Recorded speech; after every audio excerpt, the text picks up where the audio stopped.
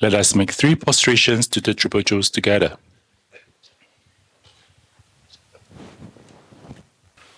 Let us quickly settle in.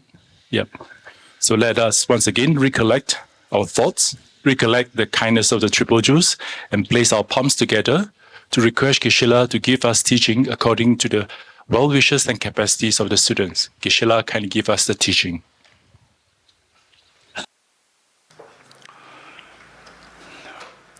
Page 4. I go for refuge and am enlightened to the Buddha, the Dharma, the Sangha.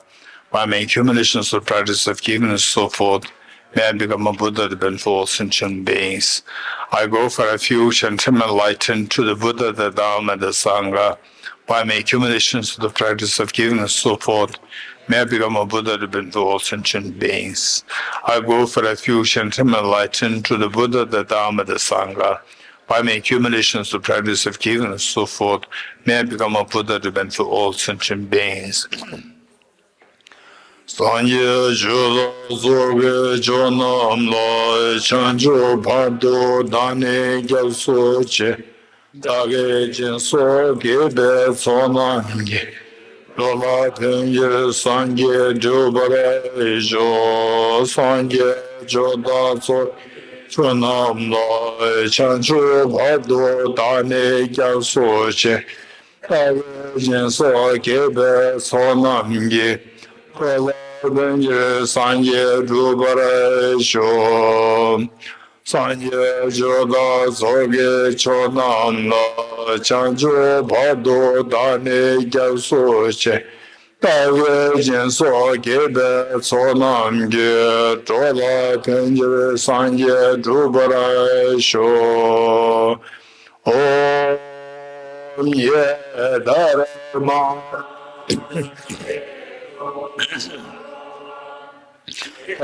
Tum te shandata gato yavatat te sham chayo niroda evam vade mahashramanaya swaha Om ye dharma Hetu Prabhavam Hetum Te Shandata Gato Yavatat Esham Chayo Niroda Evam Vate Mahashramanaya Swaha Om Ye Dharma Hetu Prabhavam Hetum Tesh Tathagato Yavatat Yesham Chayo Niroda Evam Vate Mahashramanaya Swaha All phenomena arise from causes. The causes are taught by the Tathagata. The cessation causes as well is taught by the great sphere.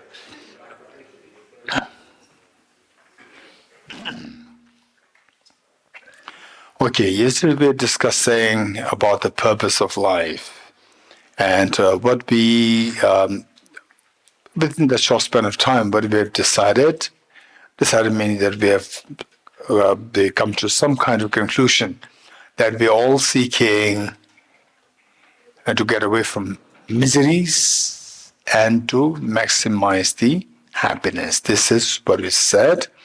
And meanwhile, yes, for some of us, still we may not be fully convinced. It doesn't matter. It's not necessary you should be convinced. And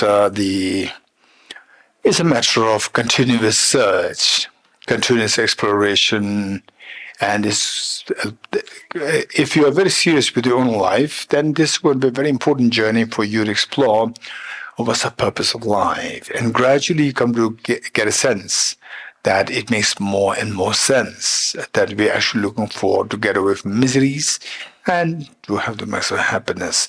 And oftentimes we don't really think about it.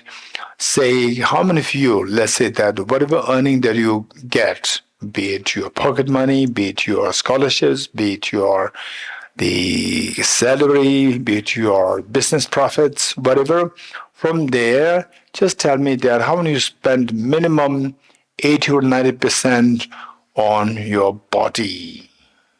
Body for some shelter, food, clothing, and then the car, road, all these things are for this body heating system, cooling system. So how many you spend minimum 80% of your earnings for your after your body reasons? Yeah, this is a reality. This is real. Think very seriously, and we see that, and then for this body, why? Why do you have to spend so much on this body?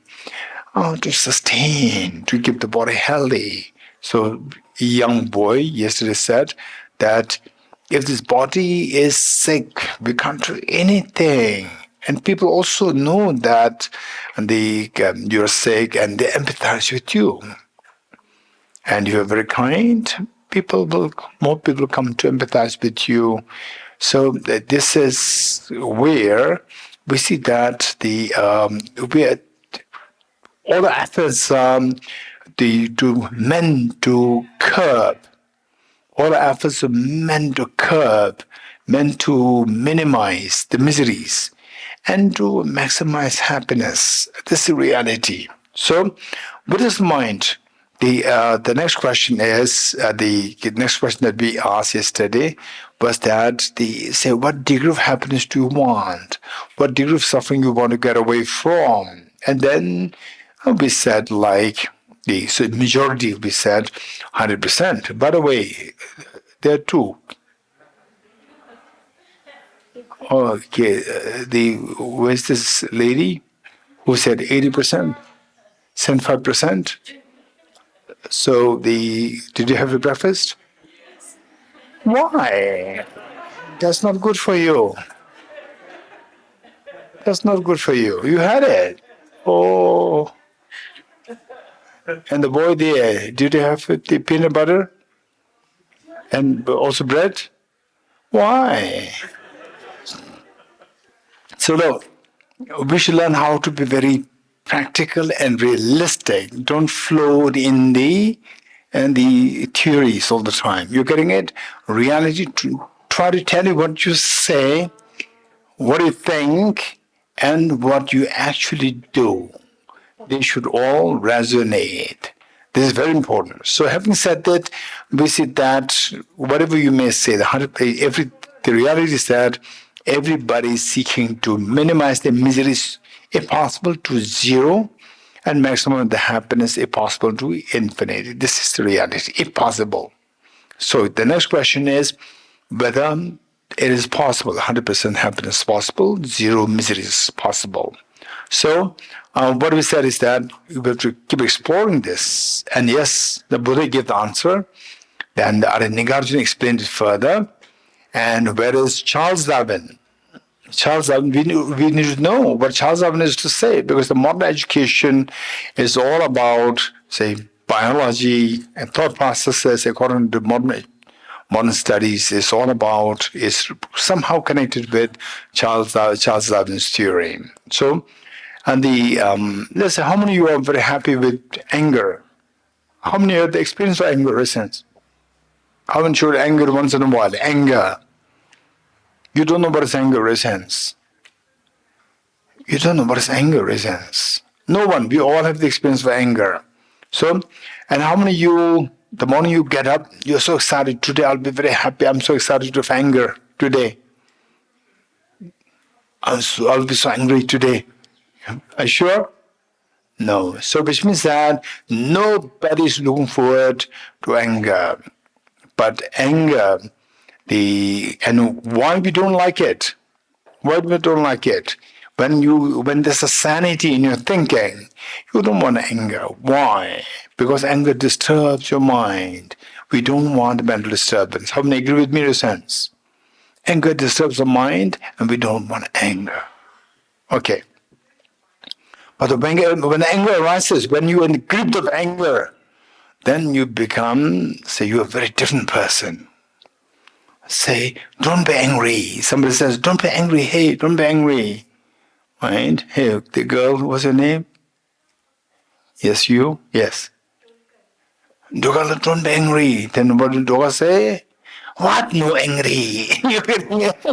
Right? So when her mind is calm, hey, Doga, don't be angry. Yes, yes, I'll try. But when she's already in the grip of anger, say, don't be angry. What? Don't angry. Right? What? Don't angry. What? No angry. Okay, so look, when you are angry, you become crazy. You have lost your sanity. Your sanity is gone. You become a mad person. Because this is not who you are in true sense. In true sense, you don't want anger. You don't encourage anger. But anger, when the anger is in the grip of the anger, then you become crazy. So, therefore, the thing is that with anger, there's the disturbance. Nobody wants disturbance. And Buddha said, all disturbance can be made zero. What Charles Darwin said is very different. Charles Darwin said that the emotions like attachment, anger, jealousy, these are the emotions which we cannot get rid of. According to Charles Darwin, 2008, I was the office of His Holiness the Dalai Lama. How many years ago? 2008. 17 years ago, 2008. Yeah, 17 years ago.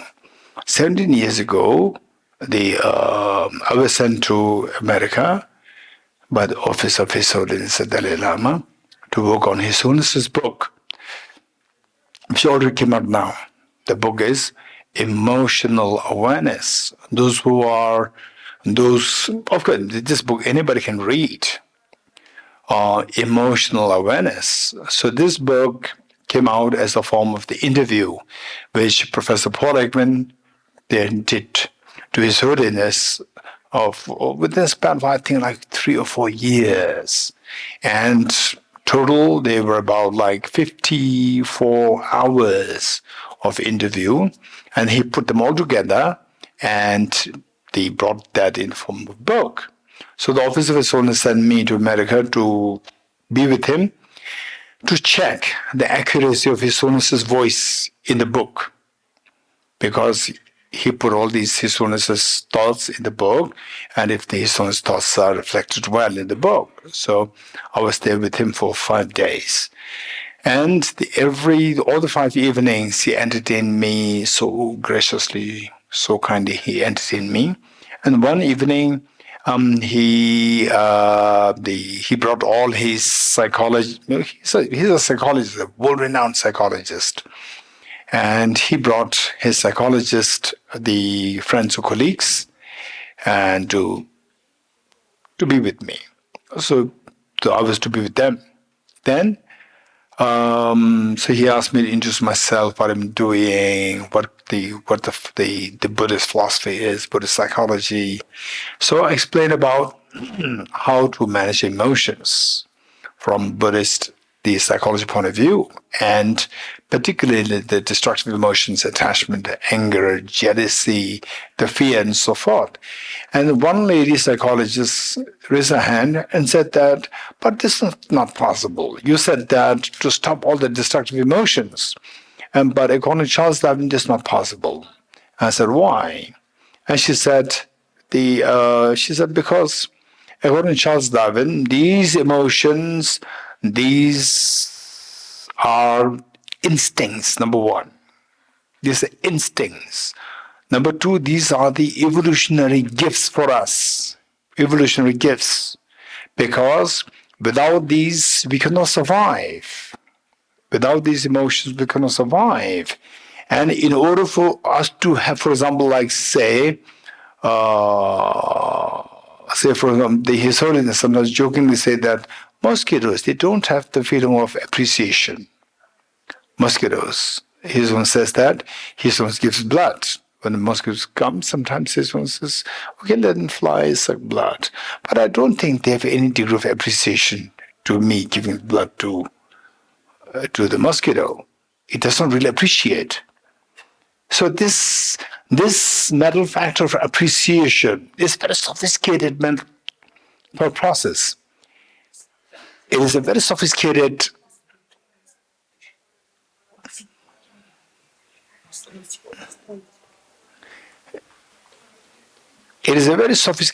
thought process, appreciation. And like attachment, fear, jealousy, these are all very sophisticated thought processes. So according to Charles Darwin, it took 4 billion years, 4 billion years for this sophistication of the thought process to evolve. Say, starting from, say, Big Bang, 15 billion years. Then 4.6 million years ago, the solar system came into being.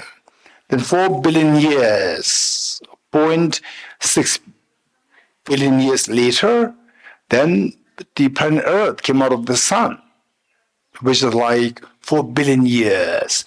Then around the same time, then gradually the water evolved. Water came into being on the planet Earth, according to physics.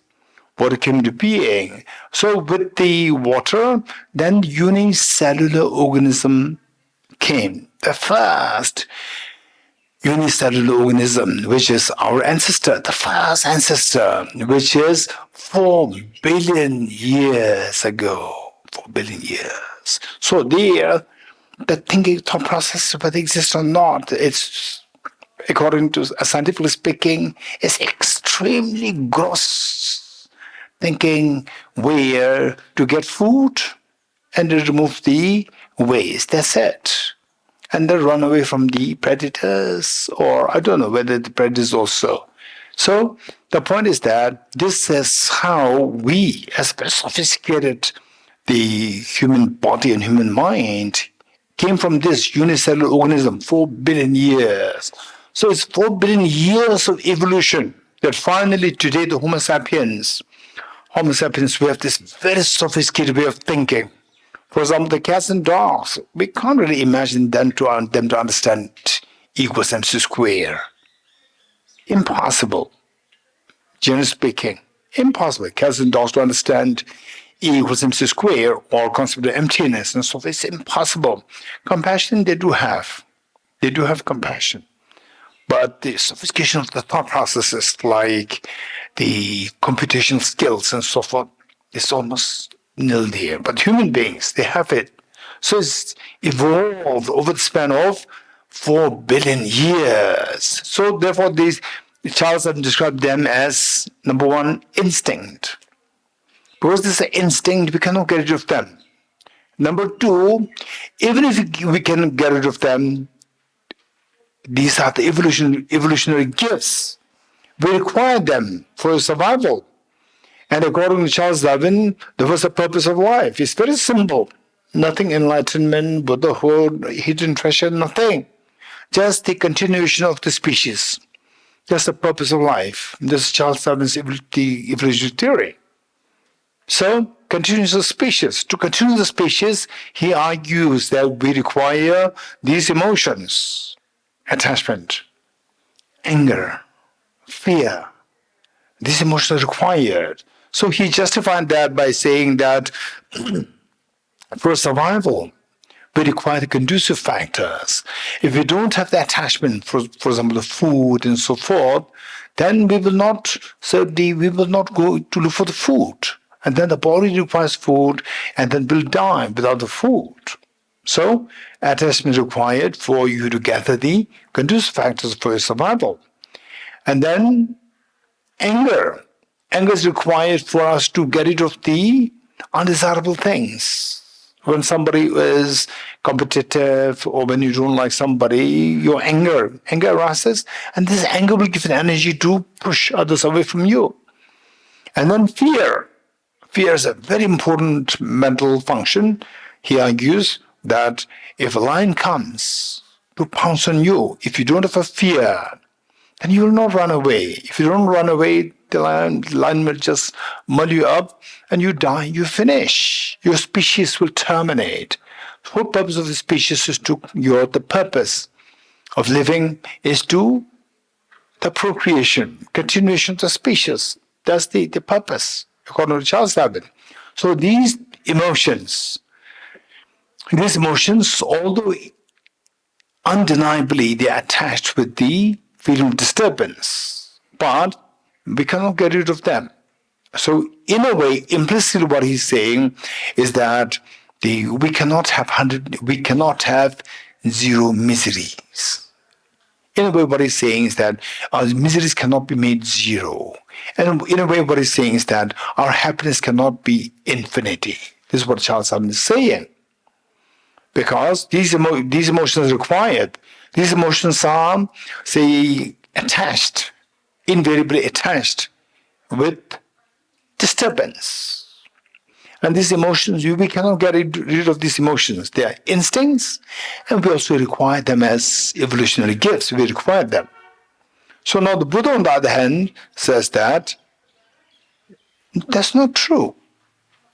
That are they instincts? Answer is yes. In Buddhism, the technical term uses, instead of instinct, technical term uses innate. These emotions within us, they're innate. Innate emotions. They are, yes, they're instincts. It's a matter of the translation. They're instincts, they're innate. But is it that we require them?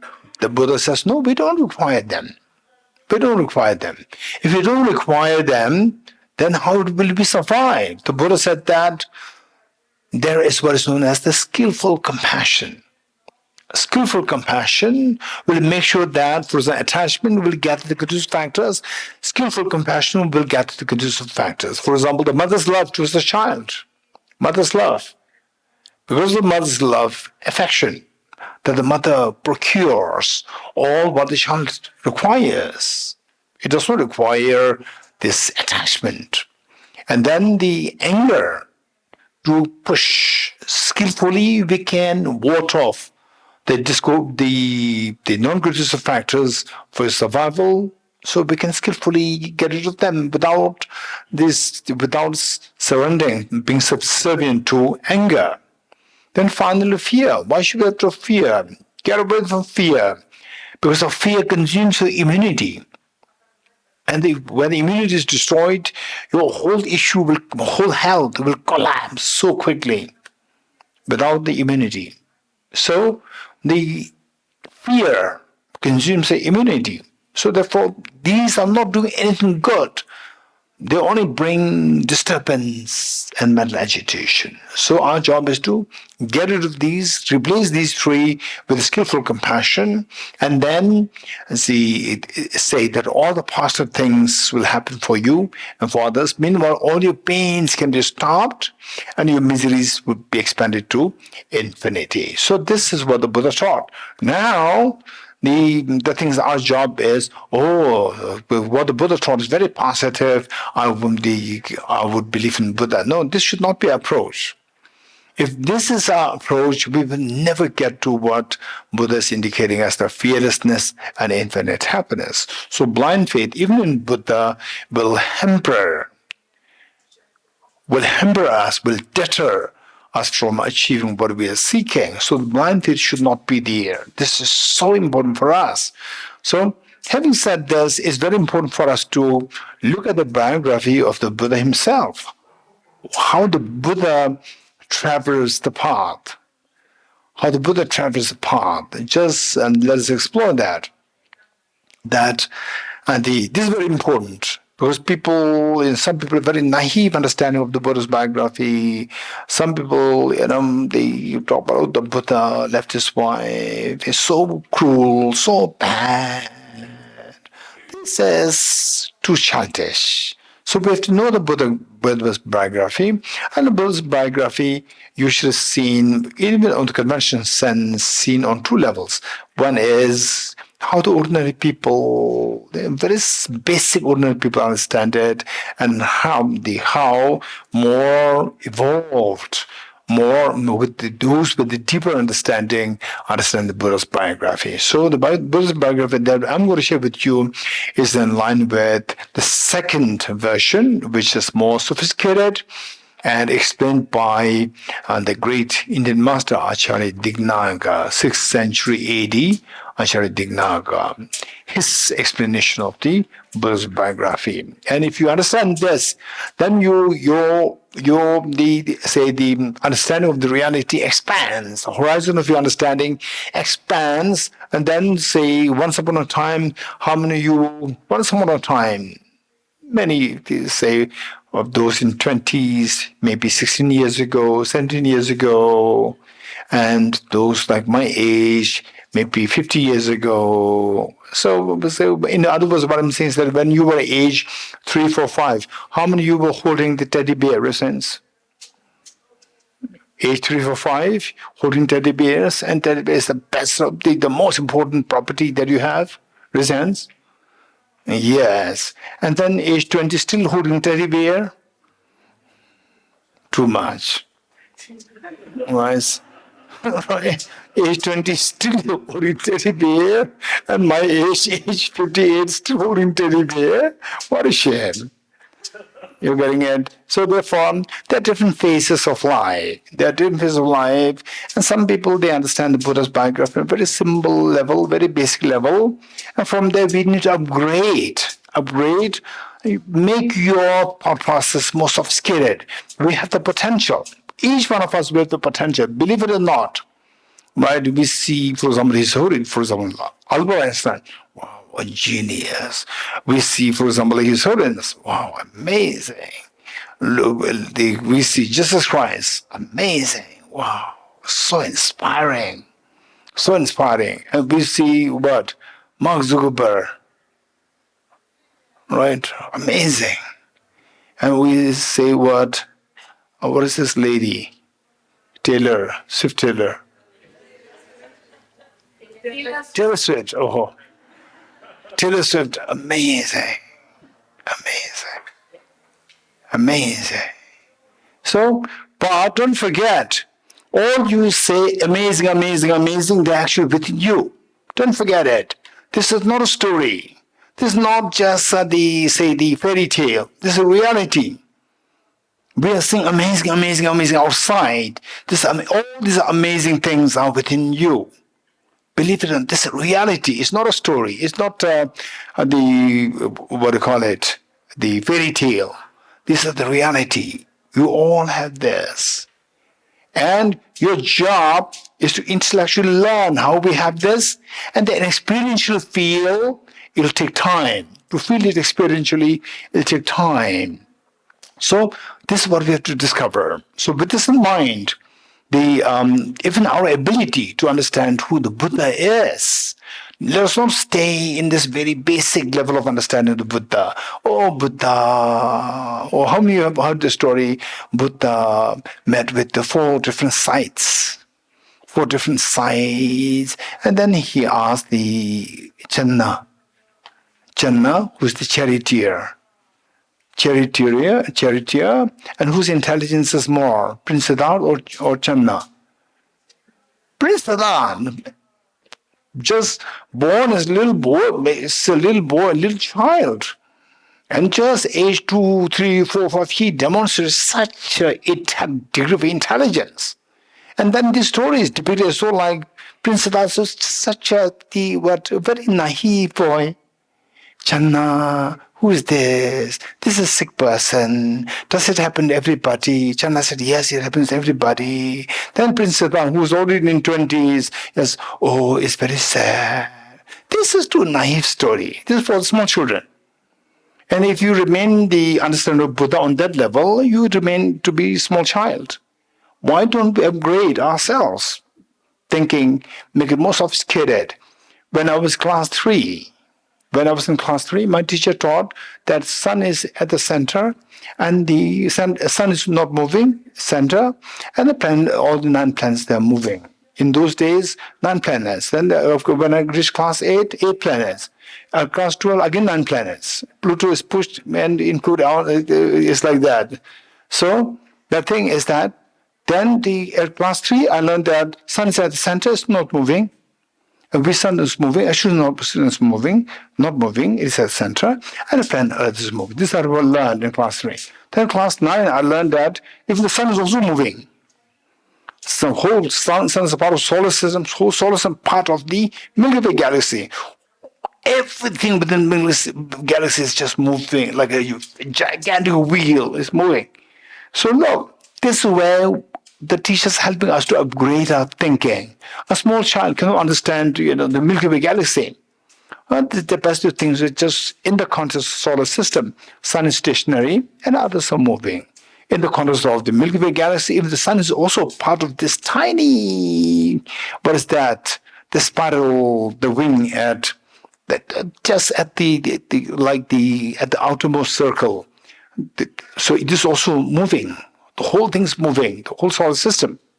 So this is how we need to upgrade our way of thinking. So the Buddha's biography, according to Acharya Dignaga.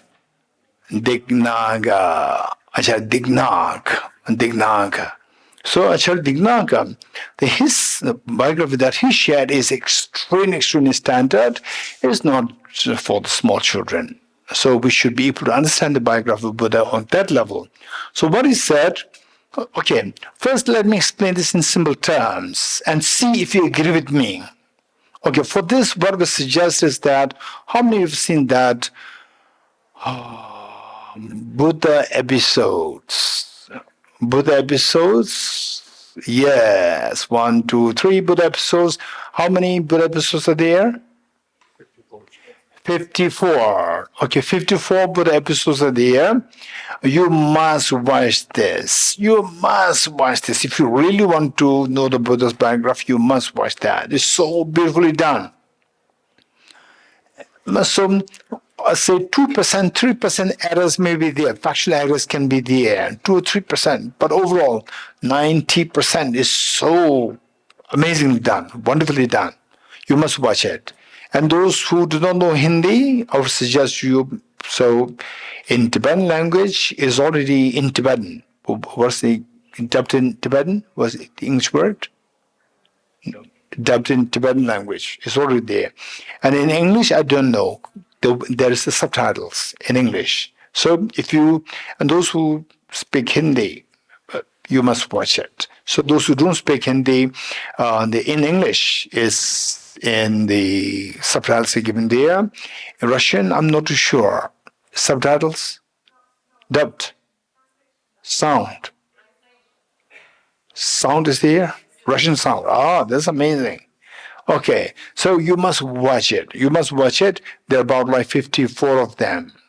This is so important. So with this, let me carry you through the life story of the Buddha and then see if you really agree. Okay, this must be the case. This must be. If you agree, well and good. And if you don't agree, you can bring up questions. It's fine. Okay. So first, what we said is that the Buddha, Prince Siddhartha, let's say, we begin with the Prince Siddhartha, not as a Buddha. Prince Siddhartha, born as Prince Siddhartha and later became Buddha. Prince Siddhartha, as a young boy, he was extremely compassionate and very intelligent, very compassionate, very intelligent. And what he noticed was that till age like 20, 23, 24, 25, 26, 27, what he noticed is he was constantly observing so many things in the world and so many things in his kingdom, so many things in his own palace. And in the palace, the royal members, young boys and royal members, abusing others. And even the female members also abusing others, male members also abusing others. All these he could see, and then Prince Siddhartha could not tolerate all these abuses. He could not tolerate that somebody is abusing others, exploiting others. He could not tolerate. He would always be there to defend others. And then on top of that, he witnessed the wars happening among the kingdoms. You agree? You can imagine that? Today we are so lucky that the whole world has evolved to a great extent that now, except for, as the once in a while there's wars happening. Otherwise, generally speaking, in comparison with like 2,500 years ago, the Buddha's time, today the frequency of the war is much less. From that point of view, I'm very fortunate. I remember there's one lady in America, and she said she visited Germany, East Germany, West Germany, and she crossed that. It did not cross. She just put her feet on the foot on the other side, one foot on the other side, one foot on the West Germany, one on the East Germany, and he was imagining that what was it like when the Germany was freshly divided into two states. So there's somebody can do like this, somebody shoot from distance. You're dead. So how many people died? So this lady said that I'm so fortunate that I was born in a different era. Today, not those days. Those days, if I were born there and just put my one foot on the other side, I'll be shot. Do that. So now there's a freedom, liberty there. Okay, so with this, the Prince Siddhartha could witness the wars happening, the kingdom amongst the different kingdoms. So many people getting killed, and starvation, famine, and then the exploitations. They're all so rampant there. So this prince, the young prince, he thought that how can I solve the problem of the world? And okay, if I go the way I'm being raised, at the most I'll become the king, the next king. And by becoming the next king, how can I help? Look at my father, he's already king. Forget about helping the world. He couldn't even help his own kingdom. He could not help his own palace. People are suffering there, being exploited by the royal family members. So if I become a king, I'll become like my father. What can I do? So I have to look for alternative way to solve the problem of the world. So driven by compassion for all the beings. So he left the palace. Okay. Up to this point, how many of you would say that yes, this should be the case? Okay, raise hands. Oh, good. So with this, he left the palace driven by what? With what motivation? Motivation of compassion. Compassion wanted to help the whole world. So, want to help the world, and he left the palace to look for a solution. So for the solution, what should he do? He should look for a teacher. Teacher from whom to learn how to solve the problems of the world. So, who was the first teacher that he met? Acharya Alara Kalam. Okay, this is first teacher. Acharya Alara Kalam. He met the first teacher, and later on we will learn. And whenever I say later on we will learn, you try to make note of those points, because later on I may not touch. If I don't touch on these areas which I said later on we'll learn, your job is to remind me. Okay, so later on we will learn that what is the level of the realization of Acharya Alara Kalam. And Acharya Alara Kalam, actually he reached such a level of the meditative concentration. Today, okay, Tinsi Chansamla, Tinsamsala, come. Tinsam, come here. Here. Here in the front.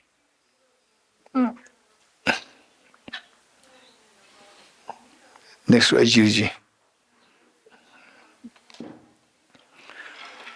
Okay, so so today, if Acharya Allah were to be here in the world, no doubt people think that he's a Buddha. but he was not a Buddha. So, the Prince Siddhartha, he reached the same level as the spiritual realization of Acharya, Allah Kalam, very soon. And then Prince Siddhartha asked for more teachings. And Acharya Allah Kalam said that you have already reached the same level as me. You got everything, there's nothing more left. And because that Prince Siddhartha came to look for the solution to save the whole world, he didn't get the answer. So he left and he sought the help of the second teacher. The second teacher was Acharya Udrega. Acharya Udrega. And again he sought the help, the teachings from Acharya Udrega. Very soon he reached the same levels as Acharya Udrega. Then he asked for more teachings. And Acharya Udrega, from the mundane, worldly point of view, Acharya Udrega, his level of spiritual realization is the highest from the mundane, worldly point of view. He reached the highest level. And beyond this, next is the nirvana or Buddhahood. So he reached till that point, within the domain of the mundane, samsaric sense, he reached the highest level. And he said that you already attained everything. There's nothing more. And yes, Prince Siddhartha, again, he said that I came to look for a solution to all the problems of the world, and still I did not get it. So he left. And then finally, he set for 6 years of the practice of the austerity. And then practice austerity and realizing that the practice of the austerity is one extreme. Practice of the indulgence is another extreme. There are two. So when you talk about the middle way, there are many versions of middle way. One with respect to the conduct of the indulgence and conduct of the two extremes. The middle way conduct, that is the conduct which is freed from the extreme of indulgence and extreme of asceticism. So we need to be free to the extreme of austerity or extreme of asceticism and extreme of indulgence. So we stay away from these two extremes. And then Prince Siddhartha finally, when he was in the palace, he was into the extreme of indulgence. Then he left the palace. He walked barefooted. And he went into the extreme of asceticism. Then finally he realized that two extremes, they will not lead you to Buddhahood or full awakening. So he sought the middle way with respect to the conduct. Middle way of the view, middle way conduct. There are two the kinds of the middle way. So with this, and then finally he found the wisdom of emptiness, which is the only liberating path which the early two teachers could not teach him. Let's not forget it. Wisdom of emptiness, which we're going to learn. Of course, we're not going to spend too much time on that. Our focus should be on the bodhicitta. But the wisdom of emptiness should not be avoided, must be introduced. The wisdom of emptiness is the one which is the only liberating path. When I say only liberating path, and don't follow me blindly. Don't follow me blindly. Just note it down and put a question mark how. What makes you think that the word is only liberating path? Bodhicitta, impermanence, or the meditation, Singapore meditation, mindfulness meditation, these are not liberating paths. These are known as the ripening paths. Whereas the wisdom of emptiness is the only liberating path which will liberate us. For example, like if there's a poisonous tree, a very strong, very huge, massive poisonous tree growing, then we have to remove this poisonous tree. We have to cut it. So to cut it, do you agree with me that we need the food? To cut this poisonous tree, do you need food or not? We don't need food. Okay, so the carpenter does not eat. Carpenter has to eat or not eat? Huh? Carpenter has to eat or not? Hey, carpenter needs energy or not? Right? Okay, carpenter needs energy. Energy comes from eating food. Right? Carpenter also needs a bed to sleep. You get all these are required, but these will not cut the tree. What will cut the tree? The axe will cut the tree, or the sword, or the knife, or the axe. Let's say the axe cuts the tree. Other factors are required to make this axe effective, make this axe work. But finally, what cuts is only the axe will cut, not the food, not the bed. You getting it? So therefore, only the axe will cut. This is this is the meaning of the axe, which is a metaphor for the wisdom of emptiness.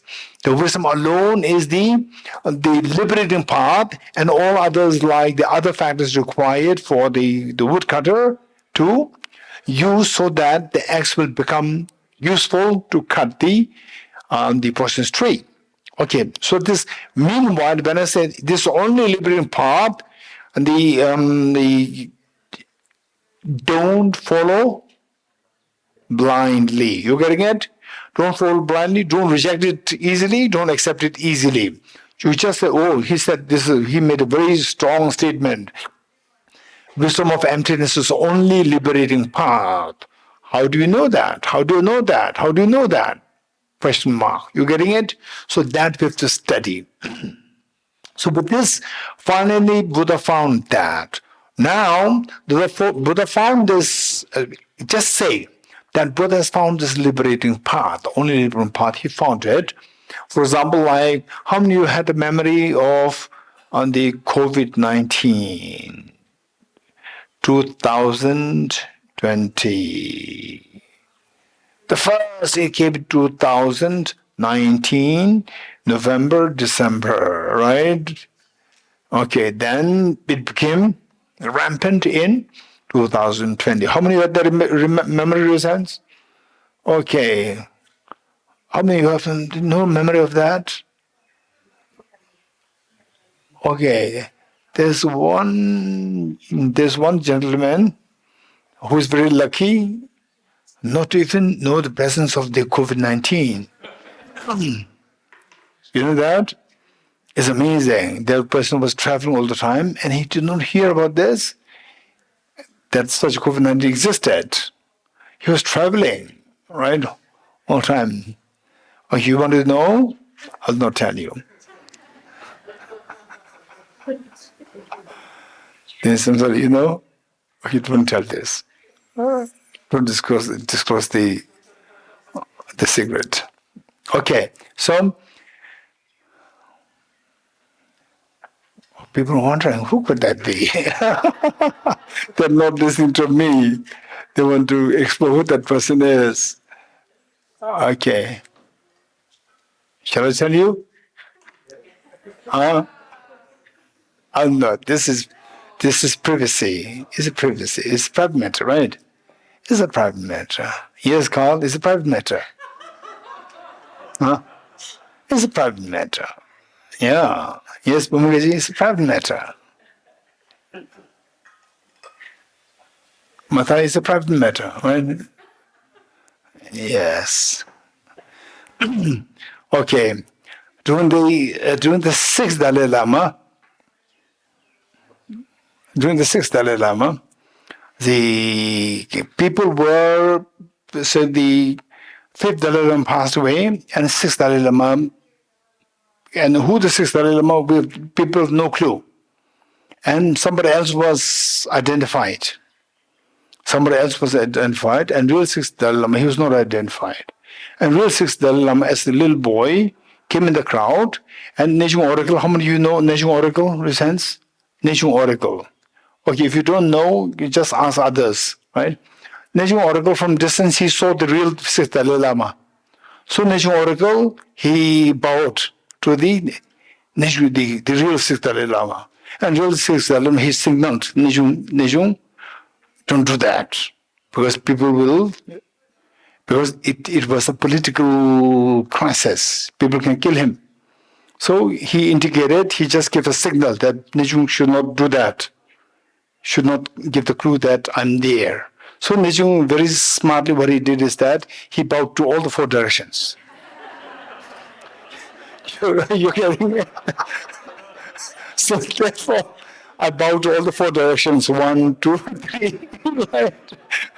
Okay, I said Matia, Kal, Bhumigaji, and then Pema, Joshua. Right? So you're confused who that is. You're getting it. Okay, don't worry, it's fine. Okay. Bhumigaji, what happened? Are you the one? No, you're not. Okay, why this distraction, digression? What was the saying? No, that is done. So you put me back in the track. No, the last you were talking about the wisdom of emptiness, the only liberation.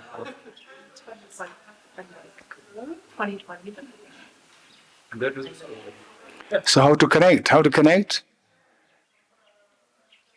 Okay, yes. Okay, 2020. So when the pandemic, when the COVID-19 was spreading so widely, then what were you expecting? What were you expecting that something should happen? Anybody resents very quick. Yes, Sergey. Huh? Okay, so Sergey said that how I wish that the vaccine, somebody invents a vaccine very quickly. Reasons.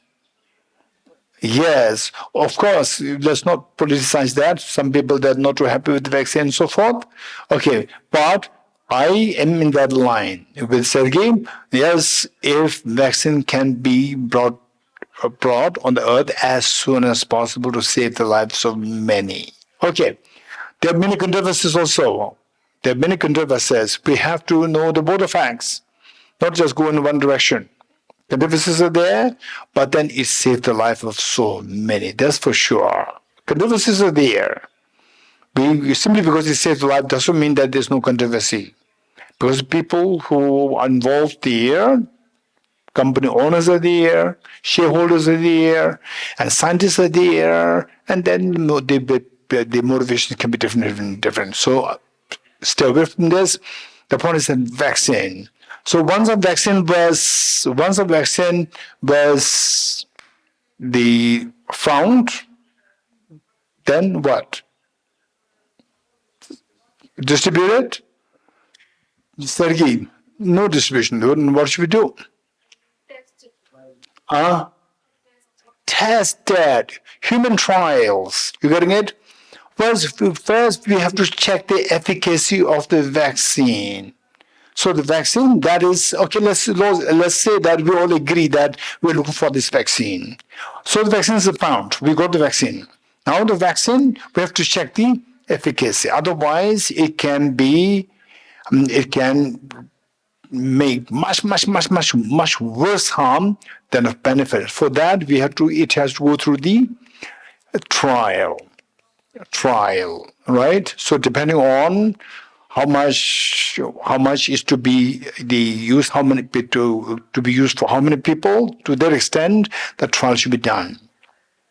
And the trial took a while. Trial to check the efficacy of this, and Pfizer said to be 95% or 93% efficacy. What is Moderna? What is the efficacy? Anyone? Okay, let's forget it's gone now, right? Whether we know it, no, it doesn't matter. Now it's irrelevant. In those days, it's very important. Okay, let's say that you check the efficacy. With efficacy, now it says, okay, now it is 95% efficacy. Now you can distribute you can market it you can send it to the market. Okay, so likewise, the Buddha, Prince Siddhartha, he left a palace motivated by compassion, altruism. Then he went in search of teacher, the path to teach the beings. Number 2. So with this, he found finally with Acharya Alarakalam, Acharya Udreka, he could not find the path. Finally, he found a path, the wisdom of emptiness. He found the path. So this path, like the vaccine, wisdom of emptiness, like the vaccine, he discovered it. Then, having discovered this, he should first subject it to trial to check the efficacy of that. So he experimented on himself to see how efficacious that is. So he experimented with the meditation for 6 years. Then what happens? Like the iceberg, let's say that 5,000 years ago, can you imagine that in the Arctic Circle, Antarctica? So the icebergs, they were extremely strong. You understand it? You agree with me? Icebergs, they are very, very solid and very strong 5,000 years ago. And those people 5,000 years ago around that area, they never got an idea or they never had a thought that one day these icebergs will melt. They never thought like this. This is just eternal. And then just imagine that we build on this iceberg, we build the buildings. We stacked. And it's very strong. Then after 5,000 years, now today, 2025, global warming happens. With global warming, what happens? Iceberg starts to melt. The foundation is melt. But the melting of the foundation, what happens? Whatever stacked on top will all crumble down. You getting it? So the ignorance, which is root of the miseries, is like the iceberg. Iceberg on which our miseries are stacked. Miseries are stacked. And then Prince Siddhartha, he discovered that this iceberg of ignorance is there, which is the foundation for all the miseries of all the beings. That to counteract this iceberg, he should introduce the fire. So he discovered the fire of the wisdom. So with the fire of the wisdom, then he experimented it. He just ignited the fire of this more and more. What happens? Iceberg starts to melt. Once the iceberg melts, what happens? What is stacked on top of this? All the miseries dissolve. So he experienced the state of what is known as Sugata. Sugata meaning the total, complete bliss of the purity. Complete bliss of the purity. Or the bliss of the complete purity. That is experience. That is Sugata. With this experience, then he went to protect the beings. From his own experience, he went to protect the beings by sharing the wisdom which he obtained. This is the biography of the Buddha. The real biography of the Buddha. Okay, so if somebody can identify the verse which this great teacher Acharya Dinaga taught, it should be here. Where? Which page number? Yes, Andrew? Page 5. Okay. So what I said thus far is on page 5 in Russian. Which page? Russian, which page? Russian, which page? Page 6. Okay. So now I will read it and you just look at it and see what we have discussed thus far. Is actually what you can see there in these two lines. Okay, the Tibetan lines are Semar Gyurba Dola Pensheba Tumba Deshi Gyobla Chance Ne. And Gishela, what is the next two lines? Semar Gyurba Dola Pensheba Tumba Deshi Gyobla Chance Ne. Talking into Doa Lazebe Semar Gyube Sushin Shebar Cha. Okay, so I remember that years ago, His Holiness the Dalai Lama, when giving teachings, public teachings, oftentimes begins his teaching with this verse. So in English, the one who is transformed into the reliable guide, motivated by altruism to benefit sentient beings, the teacher, Sugata, and protector, to you I make prostrations. And it was, many times his owners encourages the audience like us to remember these two lines and design our lifelong practice based on these two lines, based on the biography of the Buddha. So we also want to stop the tears of samsara. We also like to stop the painful tears. We also like to expand our happiness. If this is what we need to do, then we have to begin with the motivation. So Prince Siddhartha, what he did, that the one who has transformed into the reliable guide, initially he was just ordinary prince. He was ordinary prince. And then he gradually transformed into a guide who can lead all the beings to the ultimate happiness. He has transformed. Transformed, this word is so important for the reason that we don't take the Buddha as a god. We don't take the Buddha as a god. If you say something is a god, by the way, God, there are two concepts.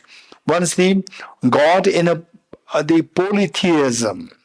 God in the context of polytheism and God in the context of the monotheism. In the context of monotheism, God is the creator God. In the context of the polytheism, the God can be like the personified, can be personified as the God of wealth, God of rain, God of fire, God of jealousy, and God of this, God of that. So there are so many gods, polytheism. So, and the Indra, Brahma, and so forth, and the Buddha's mother taken birth as a goddess in the 33 heavens, the 33 heaven. So these are the polytheistic concept of the god and goddesses. So, but the Buddha is seen as not as the creator God. The creator God means you have to believe in this. But the reasons, then you end up into so much contradiction. You end up with so much contradiction accepting the creator God. So, whereas Prince Siddhartha is not seen, Buddha Shakyamuni is not seen as the creator God. He's seen as from an ordinary person, he transformed into the reliable guide, which means that, transformed, which means that he was ordinary once upon a time. Yes. Then I can also be transformed. Yes. This is inspiration. That each one of us, we can also be transformed from the state of misery to the state of infinite happiness, from the state of ignorance to the state of wisdom, from the state of selfishness to the state of compassion.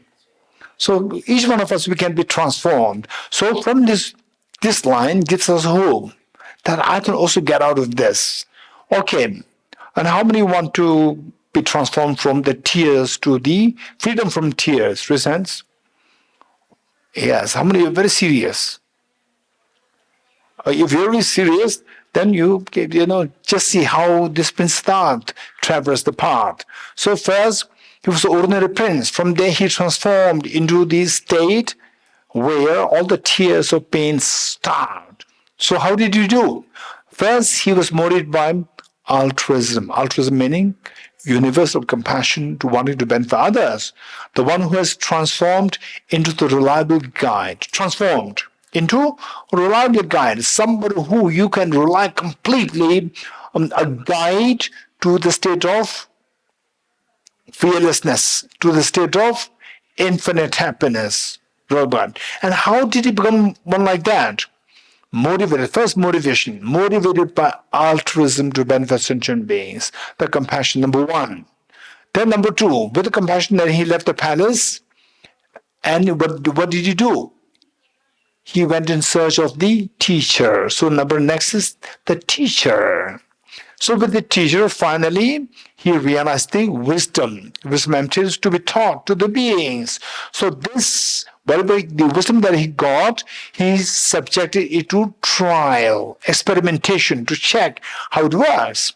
then it works so well that the iceberg of the ignorance melts by the fire of the wisdom, and all the miseries stacked on this all crumble down and the miseries become zero. So he experienced Sugadahood. Sugadahood is the state of the perfect, the bliss of the purity. So with the Sugadahood, then he became very confident. Then he went to protect the beings by sharing the wisdom that he obtained. To the protector, to you, my frustrations. This is the biography of the Buddha. Okay. So with this, Buddha attained, and they say the Prince Siddhartha, he attained the Buddhahood. Where? He attained the Buddhahood where? Huh? Under the Bodhi tree. Where? In Bodh Gaya. Under the Bodhi tree in Bodh Gaya. Yes. Okay. Now, okay, I'm looking at the eyes, if the eyes are double folded or not. All right. Okay, if the eyes are not double folded, I will continue. Double folded, then we'll say kate kate. And then we'll live here. Okay, no issue. Okay, looks so fresh even now. That's good. Okay, then let's continue. Okay, so with this, then the Buddha, under the Bodhi tree, he became enlightened. How many saw that Bodhi tree? Raise hands. How many saw this Bodhi tree? How many did not see the Bodhi tree? Raise hands. Okay, those who do not see the Bodhi tree, I would highly, highly, highly recommend that you pay a visit. You make a pilgrimage to Bodh Gaya, and you must have the vision of the Bodhi tree. Okay, Liliana, did you go to Bodh Gaya? Oh, good. So you have seen the Bodhi tree. Now I would check one of the young ones. Flowering Dharma group.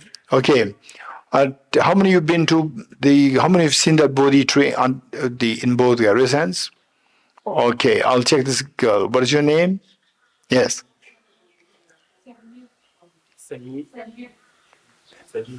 Simi. Okay. What's your name? Yeah, the girl. Yes. Say it again. Your name? Semget Dolwa. Semidrama. Thank you.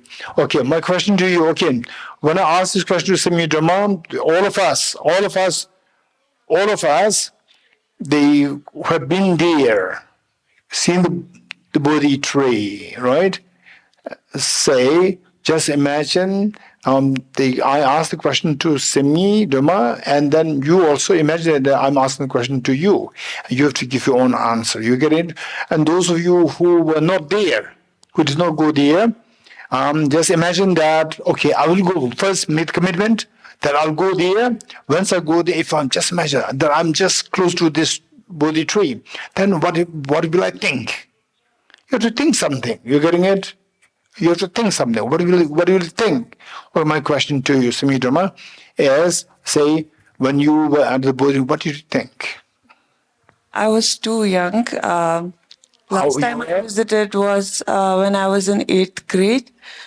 So I couldn't recall, but I prayed for all beings because my mom taught like that way. Okay, no, that is what you did. What you thought associated with this Bodhi tree? Like as the people told there, like it is very like a spiritual. Very holy, spiritual, very good. Anyone else who went to the Bodhi tree last year? Last year? Okay, this girl there. When did you go to your name? I'm Dolkar. Yes. And it's been 2 or 3 years okay, back. that's fine. You tell me. What do you think? It's also with the Bodhi tree. So when I just arrived under the Bodhi tree, first it was like I was quite confused that is it really possible or is it that someone has got enlightened over here? And I kind of imagining that Buddha sitting there and meditating and no one is there surrounding. But it's like now I saw lots of people with the white clothes and the monks and nuns, like group of bunches of people are praying there, doing a meditation. And I just kind of imagine back then, like when Buddhas were there, like how he was being treated by the people, seeing him meditate, and what was the thoughts that he's been like going through when he was meditating there. And it was just kind of a confused, like how is it possible that someone can get such kind of enlightenment under this tree? And I just saw just like looking at this leaves and all, and one leaf just got like fallen. And I was like, okay, this might be the like blessings from me. I just kept it in my diary and I just went it by. Very good, very good. I'm impressed. Anyone else? Okay, Dorjila. Last one. Last. Dorjila.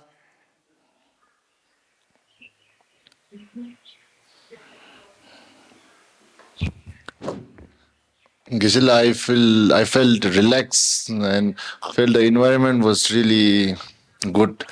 I felt like sitting there, just sitting there under that tree and looking everyone, because I was not that. Because I felt like that something happiness inside. Very good. Seeing other people, because they are really enjoying the meditation or whatever they are doing, but looks the moment very calm. That's what I like. Wonderful, wonderful. Thank you. Anyone else who likes to share with us? Anyone? Anyone else? The Sasha. Your name? Sasha. Yes. Sasha, listen. You need mic. Yes. Yes, when I visited Bodh Gaya, Bodhi tree, I just also felt like happiness, but happiness not like, I'm here, I'm so happy, but it was like very calm.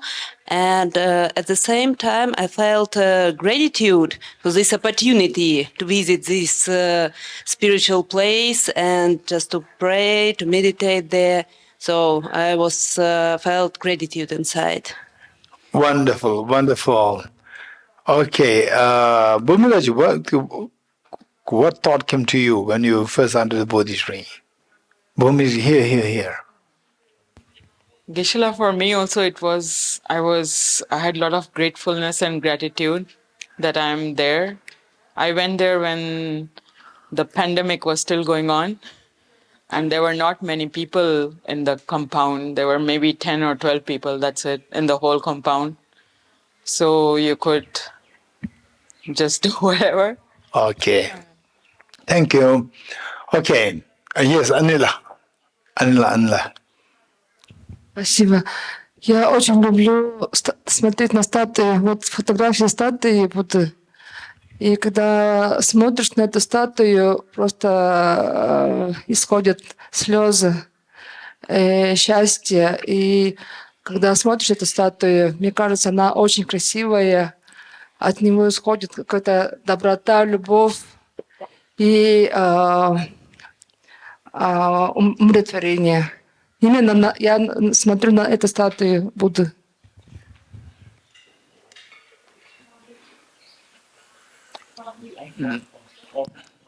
1, 2, 3. Can you hear me? Yes.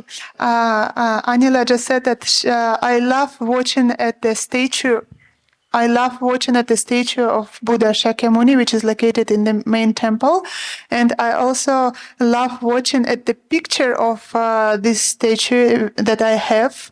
And when I see this statue of Buddha Shakyamuni, I have like tears, but it's more like tears of happiness because I feel kindness, love, peace, all of these emotions. Okay, thank you. So in fact, Anila, I was talking about the Bodhi tree. Bodhi tree, can you see both together? That's amazing. Somebody see the statue inside and the Bodhi tree together? Anila, okay, I'm just joking. Okay, good. Okay, Rahul. Yes, your name?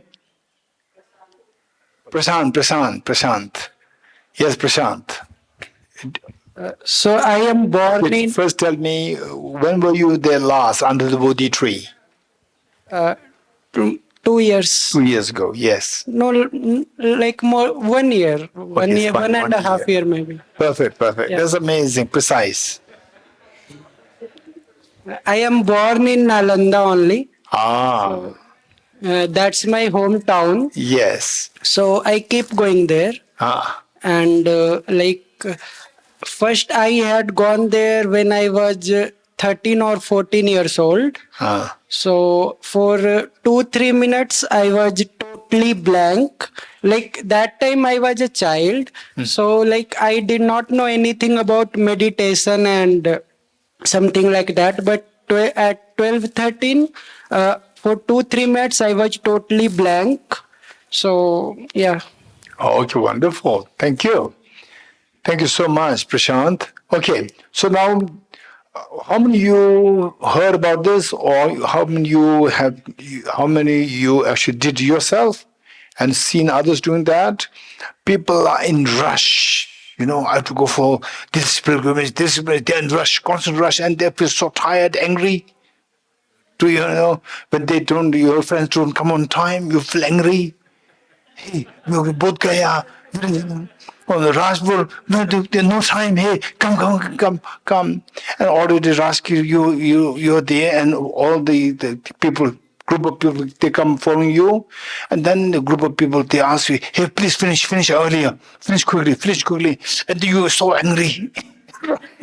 Okay, raise hands. How many that experience? Okay, so this is where we require mindfulness, which we very, and then the Bodhgaya, Suche, Holy Buddha, and the leaves. These leaves are so. Leaves are nothing. To be very honest, leaves, trees, nothing. That throne is very special. You're getting it? That throne is very special. The tree is, so sometimes the Buddha said the tree is the witness, but the throne is very important. And the throne, the person said the stone is nothing. But this throne, on this throne, what this Durgala said, somebody sat on this. Prince Siddhartha sat on this. And what he's doing, and you also do like this. This doesn't mean anything. He said like this, and his mind was so active. You have to think what his mind was thinking. You getting it? Now you know the biography of the Buddha. Okay, he left the palace. What is this? The Buddhist palace? Kingdom? Kapilavastu. He left the palace, and then he came all the way from Kapilavastu to Bodh Gaya. Then received teachings from Acharya Alara Kalam, Acharya Uttarika, and finally they sat on this throne under the Bodhi tree. Sat there, and he was doing something, not just sitting like this, he was sitting and doing something. That is the most thinking. So he left Kapilavastu with motivated by compassion to look for a solution for all the beings. Then he finally, with all the teachers, met, and finally he sat on this place. And what he was doing, he was experimenting the wisdom that he found. He was experimenting the wisdom, the teacher, wisdom to be taught, the teacher. Teacher indicating the wisdom to be taught to the beings. You have to think of that. He was experimenting this wisdom. And this wisdom experimented, and he experienced the whole iceberg of ignorance melted in the mind of Prince Siddhartha. It melted, and the surge of pure bliss of purity manifested.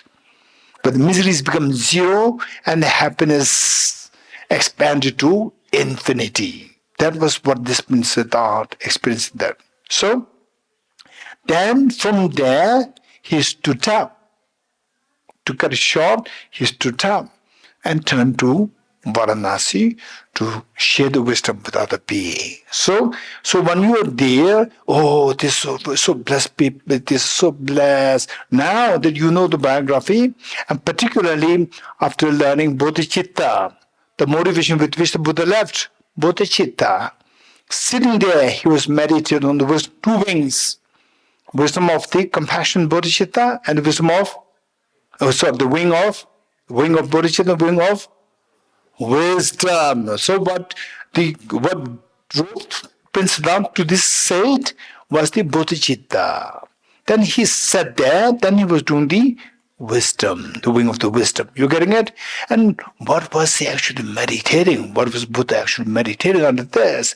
Then you can sit and driven by compassion for imagine all these beings with you, and then you meditate on emptiness. You getting it? Just imagine, oh, this is what the Prince Siddhartha experienced emptiness under the Bodhi tree here. And emptiness. So with this, ignorance dissolves. Misery is dissolved. This was what actually happened. This is the real meaning of pilgrimage. You getting it? Otherwise, hey, now it's time for lunch, and you are so late, right? And you become angry, thirsty, and then this, okay, now come, and you sulk, right? No, right? So this is not pilgrimage.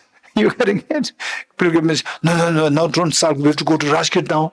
Very quick. Rashkit, get into the car. Oh, this is not pilgrimage.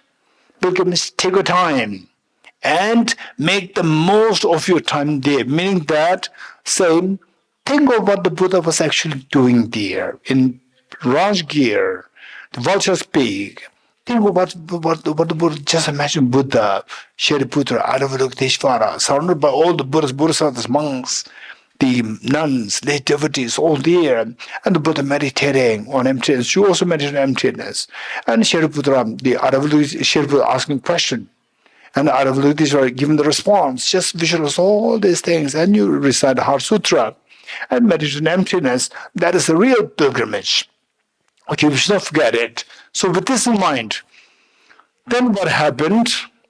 What happened was that, with the Buddha's biography, Buddha attained enlightenment under Bodhi tree. So, under the Bodhi tree, Buddha remained for 49 days of silence. So, whether one sitting or 1 week here in this place, 1 week here in that place, it's not necessarily whole 49 days in one place, not necessary, because he already became enlightened. So, spending time here, there, total 49 days. With this, then the Indra and Brahma. Indra, the king of God and goddesses, and Brahma also, the king of the god, and through their clairvoyance. What is clairvoyance? Clairvoyance? What's the meaning of clairvoyance? Samsanga. Clairvoyance. Huh? Exactly. To be able to see the reality, subtle reality and reality distance, to read somebody else's mind.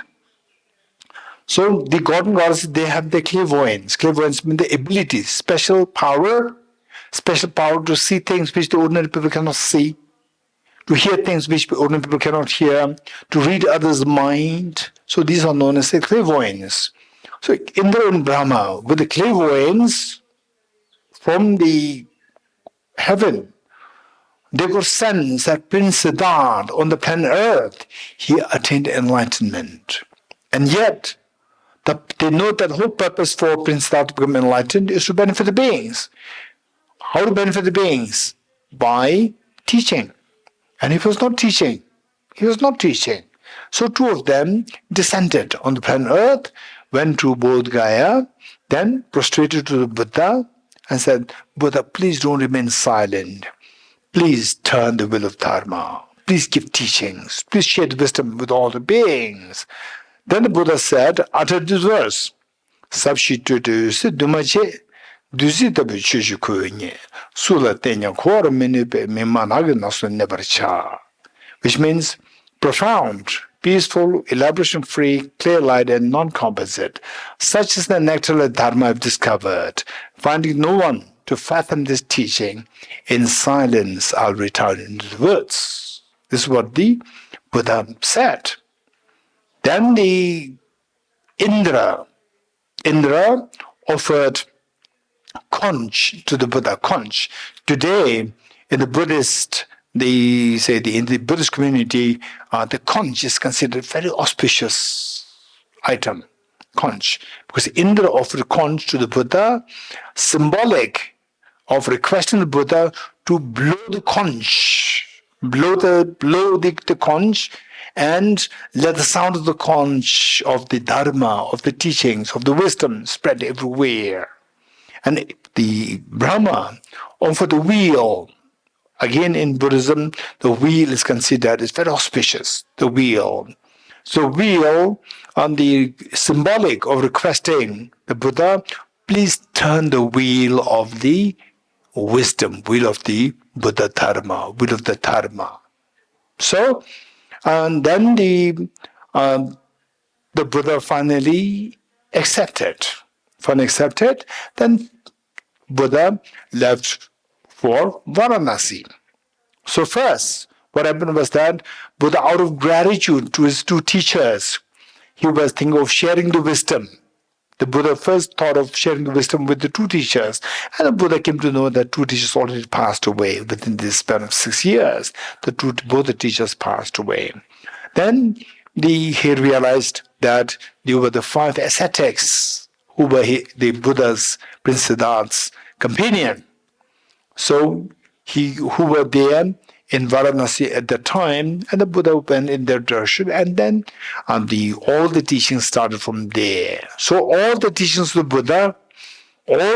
Buddha can be subsumed under what is known as the 3 turnings of the will of Dharma. All the teachings, 84,000 of teachings were given, and all these teachings were subsumed under 3 categories known as 3 families, known as 3 turnings of the will of Dharma.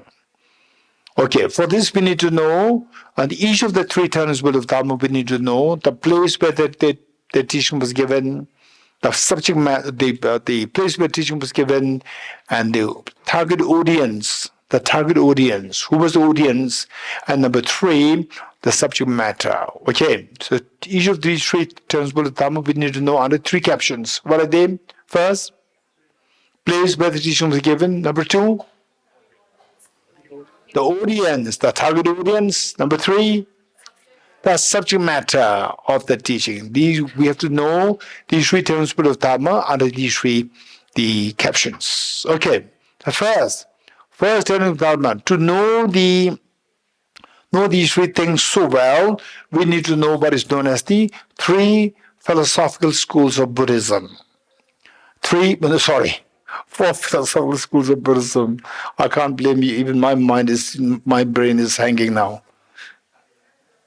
My brain also hangs now. Okay, I meant to say 4. I said 3. Okay, 4 what? 4 philosophical schools of Buddhism. We need to know these things, and don't particularly, I would say, that those who are coming new, don't feel demoralized. Don't feel, oh, there are so many things. No, there are so many things to remember. Don't worry. Just note them down. And if you don't remember them, it's fine. Just note them down. You getting it? So these will come repeatedly. Then it becomes very easy for us. Whereas right from the beginning, if you quit, oftentimes what happens is that, for example, say if you write this book, let's say if you write this book and you are scared of the mistakes, and they say how many mistakes, for example, if I would edit your book, I may see, let's say, 100 mistakes. Okay, in one short article, like 25 pages, I may find like 100 mistakes. And seeing the 100 mistakes marked, red mark, you are very unhappy. You feel, so discouraged. Okay. Actually, there are not 100 mistakes. How many mistakes are there? Only 10 are there. One mistake, you repeat it 10 times. Another mistake, repeat 10 times. 10, 100. There's no 100 mistakes. But if you don't understand the broader picture, you think it's all red, everywhere red. No, it's just 10. Fix those 10 problems, 100 problems are solved. You're getting it? So therefore, if you learn these technical things, which will come repeatedly, then you say, oh, again it came, and then there's feeling of lightness coming to you. There's feeling of lightness coming to you. So that makes you feel enthusiastic. Then what happens? Serotonin flows or dopamine flows? Serotonin flows, right? Happy hormones flow. When the happy hormones flow, you would like to do it more. You're getting it? So therefore, just fix 2 problems, and 2 into 10 is 20 problems solved. You're getting it? So therefore, you have to learn these things. Like, don't give up easily. Learn the. So at first you may think there's so many things, not so many things for schools. Write them down, and then in the discussion, even your group mates, they will come up with these vocabularies so often, and then you will easily get used to them. Okay, for schools, number 1, Vaibhashika. How to spell it? Ajiji or Samsala? Vaibhashika, Samsala. Vaibhashika, Vaibhashika. Anyway, Mathia, Vaibhashika, how to spell it? Vaibh, Bhashika,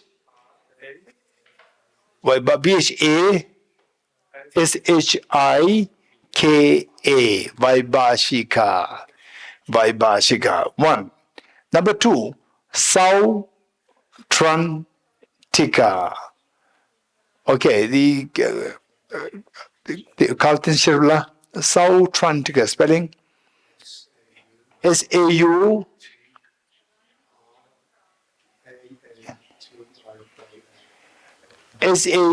Sau TRAN Tran TIKA Tika. Sautrantika. Okay, Vaibhashika, Sautrantika. And number 3, Chittamatra. Okay. Andrew, Chittamatra.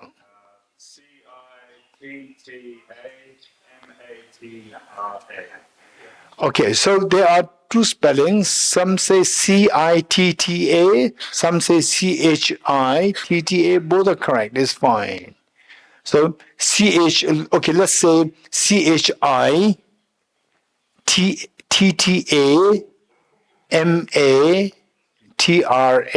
Chittamatra. Chittamatra. Vaibhashika, Sautrantika, Chittamatra. And finally, Tinshanjula. Madhyamaka. How do you spell it? MADH. Yes. Okay. MIKA or MAKA, there are 2 spellings. So the MADHYA, MADHYA, Matya, MAKA. And if there's somebody who knows Sanskrit well, Sanskritis, I learned that the people who are good in Sanskrit say that it should be Madhyamaka, not Madhyamika. But I don't know how it came to being, so we have to check. The Madhyamaka is correct, but Madhyamika is correct, not correct, I'm not too sure. Okay, so Madhyam. So what are the 4 schools? Vaibhashika, Sautrantika, Chittamatra, Madhyamaka. Very good. Okay. So you want more divisions, or this is good enough for today? Good enough. Okay. So more, you'll feel more heavy, I know. Okay. So we have the 4 schools. Now we'll stop here. It's already 10:30 of the 4 schools, and then the group discussion. And in the next class, okay, in the group discussions, what we suggest is that group leaders,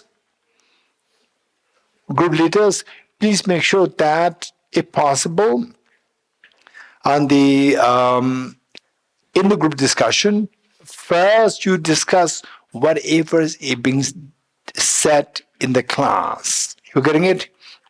Only those things what we discuss in the class, and then you can elaborate on this. Particularly, invite the newcomers to speak up, to speak, and let them ask questions. What they would not for people like Ajirji, Shanjubla, Samsala, Sunamla.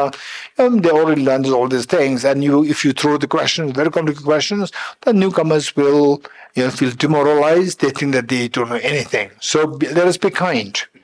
Let's be kind. Make sure that newcomers are included. That's very important. Okay, we'll do the Buddha Shakyamuni chant, the handout that you have. The handout that we have.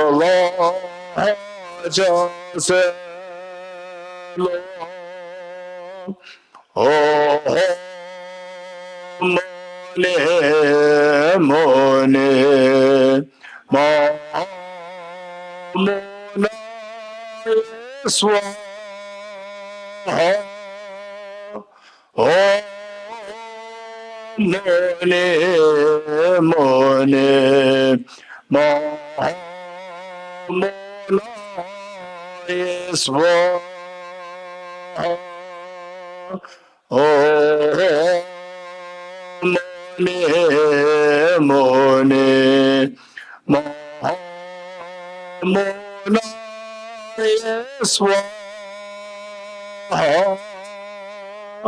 Om Mone Mone Maha Monaya Swaha Om Mone Mone Maha Monaya Swaha Om Mone Mone Monaya Swaha. Okay, three processions together.